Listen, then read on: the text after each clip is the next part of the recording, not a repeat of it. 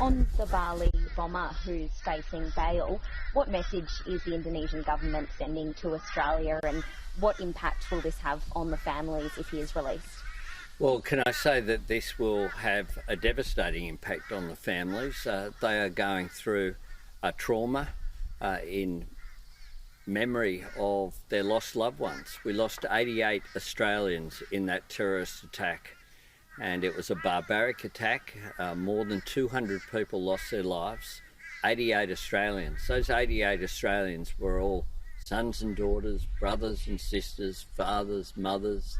I know in my electorate, the Dalit Hill Sporting Club that was up in Bali at that time lost a number of members. So there are two sporting facilities in my area named after the Websters and the Borges because they were killed.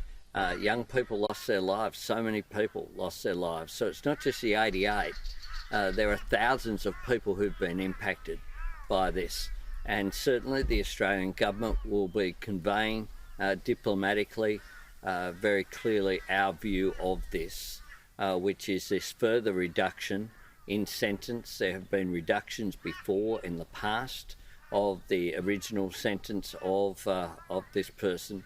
A further 5 months is obviously not something that Australia wanted to see happen, and we'll be conveying that, or have conveyed that actually, very clearly to the Indonesian government. We'll continue to make those representations as we continue to make representations about Australians who remain kept in Indonesian jails. What are you hearing from the Indonesian government on this?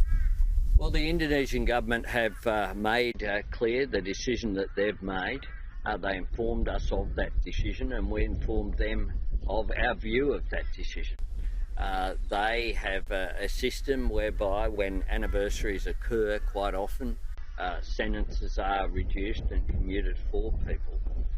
But when it comes to someone who's committed such a heinous crime, a designer and maker of a bomb designed to kill people, to kill and maim, then we have a very strong view. But Indonesia, of course, is a sovereign nation, but we do respectfully put forward our view in the strongest possible terms about this. We do so in a diplomatic way. We do so at the same time as we continue to advocate on a range of issues for Australians in Indonesia at the moment. There'd be a lot of families really impacted by this, not just though, it's something that impacted everyone across the country. What would your message be to those families that are reeling from this information today? Oh, look, I have enormous sympathy for them. I know people who lost loved ones in Bali at that time. I came to know them 20 years ago.